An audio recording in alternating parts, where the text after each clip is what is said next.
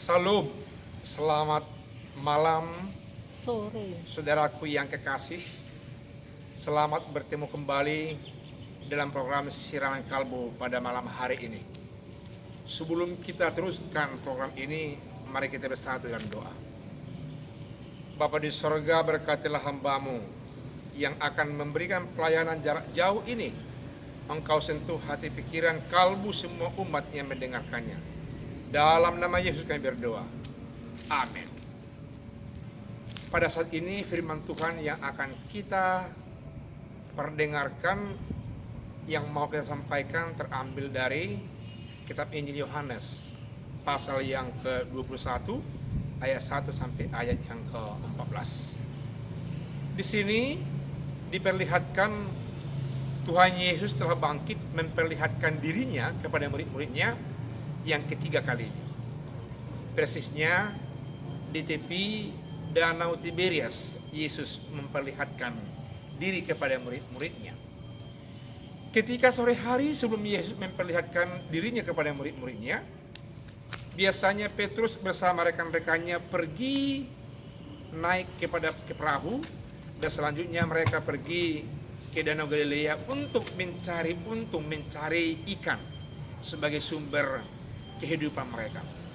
Semalaman biasanya mereka selalu bekerja menelusuri semua danau itu, dan selalu mereka mendapat ikan yang akan dibawa ke pasar, dan selanjutnya mungkin uang dengan yang lain akan dibawa ke rumah sebagai bekal kehidupan keluarga.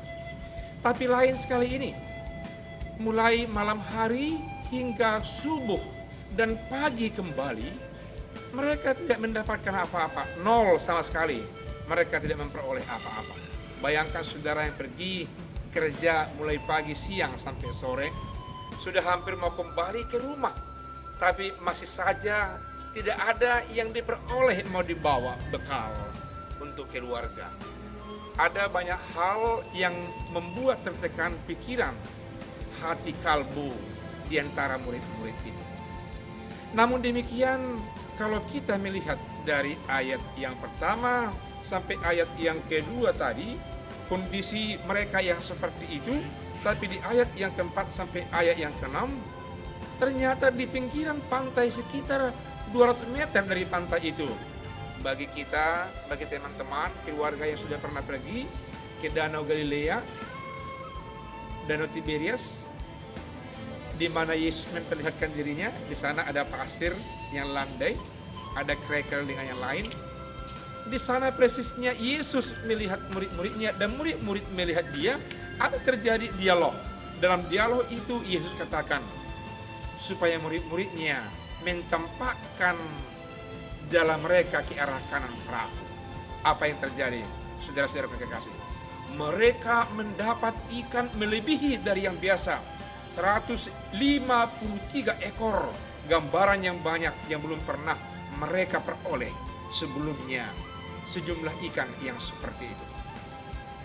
Lalu dari ayat yang 7 sampai ayat yang ke-14 diperlihatkan bahwa Yesus menyambut mereka di tepi pantai, tapi Yesus sudah siap memanggang ikan dan roti dan memberikan murid-muridnya makan sebagai pengganti sarapan mereka pada saat itu. Dan ketika itu murid-muridnya takut kepada dia, karena ada proses yang baru menukar pengalaman dan sekaligus pemahaman tentang Yesus yang dulu bersama mereka mati dan bangkit dan kini memperlihatkan dirinya kepada mereka.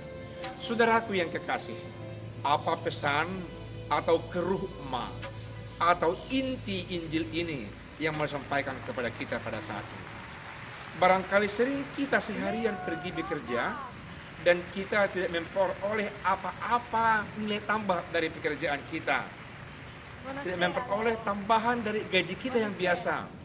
Membuat kita merasa malang, merasa sedikit enggan pulang ke rumah, manakala anak memiliki kebutuhan yang melebihi dari yang biasa, sehingga kita mungkin merasa sial untuk pulang ke rumah. Namun firman Tuhan pada saat ini memperlihatkan kepada kita, orang yang setia bekerja dari pagi hingga sore dan sampai dia mau pulang kembali. Jikalau mendengarkan suara Tuhan, ternyata ada saja dari sekitar kehidupan kita, di luar logika kita yang dipakai Tuhan, menjadi saluran berkat Tuhan dalam kehidupan kita.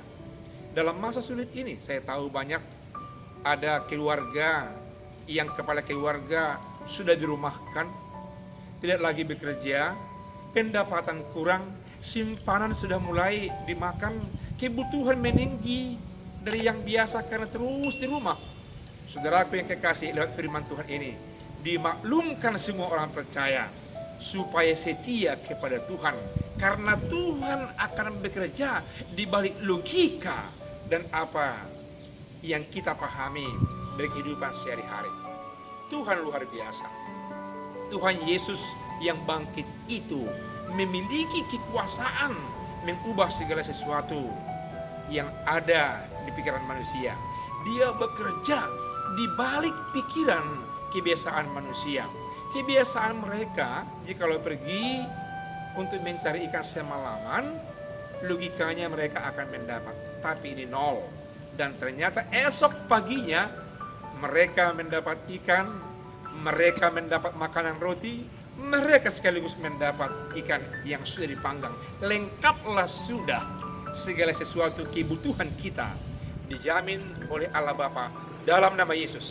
Oleh karena itu, setialah, karena Tuhan tetap memberkati dan berkatnya tidak pernah terlambat dalam kehidupan kita. Tuhan Yesus memberkati. Amin. Kita berdoa. Biarlah Engkau Tuhan lewat Roh Kudus-Mu yang mengajari kami setia sepanjang waktu dalam pekerjaan kami, dalam kehidupan kami ini. Karena Engkau bekerja di balik logika manusia, Engkau bekerja di balik kebiasaan manusia. Besar kuasa-Mu, Engkau berdaulat dan berkuasa di tengah-tengah kehidupan kami. Sapaan firman-Mu meyakinkan kami, senantiasa memupuk iman percaya kami, agar kami senantiasa mengimani Kau sampai di penghujung pekerjaan kami, di penghujung kehidupan kami. Dalam nama Yesus kami berdoa. Amin.